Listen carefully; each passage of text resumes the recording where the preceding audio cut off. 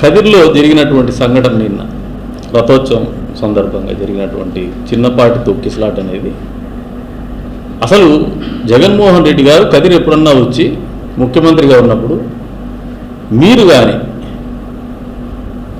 అధికారంలో ఉన్నప్పుడు ముఖ్యమంత్రి హోదాలో పక్కనే 28 కిలోమీటర్ల దూరంలో ఉన్నారు.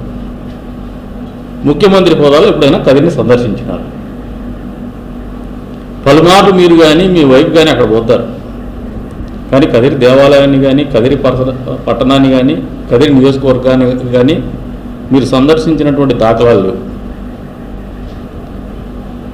మళ్ళీ హిందూ దేవాలయాల గురించి మాట్లాడే హక్కు మీకు ఉందా లేదా అని ఒక ప్రశ్న మీకు సంధిస్తా ఉన్నాం. కనీసము పట్టు వస్త్రాలు సమర్పించేటప్పుడు భార్య సమేతంగా పోలేనటువంటి మీరు హిందూ దేవాలయాల గురించి, హిందూ ధర్మం గురించి, హిందూ దేవాలయ పరిరక్షణ గురించి మాట్లాడడం అనేది నిజంగా హాస్యాస్పదం. ఇది జగన్మోహన్ రెడ్డి గారు పక్కనే ఉన్నా కూడా ఏ రోజైనా కదిరి లక్ష్మీ నరసింహస్వామి గారి దేవస్థానానికి మీ వైపు నుంచి మీరు చేసిండేది ఏదైనా ఒక నయా పైసా ఉందా? స్పష్టంగా ప్రశ్నిస్తాను. కదిరి నరసింహస్వామికి ప్రభుత్వం తరపున పట్టు వస్త్రాలు ఇచ్చేటువంటి జీవో ఇష్యూ చేసిండేది చంద్రబాబు నాయుడు గారు.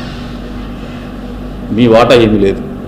దేవస్థానం ఆదాయం 80 లక్షలు ఉంటే 11,50,00,000 రూపాయలకు తీసుకొచ్చేసి మీకు అప్పచెప్పితే 5 సంవత్సరాల కాలంలో దాన్ని 13.5 కోటికి తెచ్చుతారు. కానీ మీరు చేయగలిగింది కూడా అంతకంటే ఎక్కువేం లేదు. మళ్ళీ ఈ 20 నెలల కాలంలో 4 కోట్ల ఆదాయాన్ని పెంచినాం. మేము 18 కోట్లకు తీసుకొచ్చినాం. ఈ బ్రహ్మోత్సవాల తర్వాత ఇంకా కొద్దిగా లెక్కలు వస్తాయి, ఇంకా పెరుగుతుంది మా ఈ దేవస్థానము అభివృద్ధి కానీ ఈ ప్రాంత అభివృద్ధి కానీ ఏదైనా జరిగిందంటే అది చంద్రబాబు నాయుడు గారి ముఖ్యమంత్రిగా ఉన్నప్పుడు ఆయన ఆలోచన మేరకు తెలుగుదేశం ప్రభుత్వం కూటమి ప్రభుత్వం హయాంలోనే జరిగింది. కానీ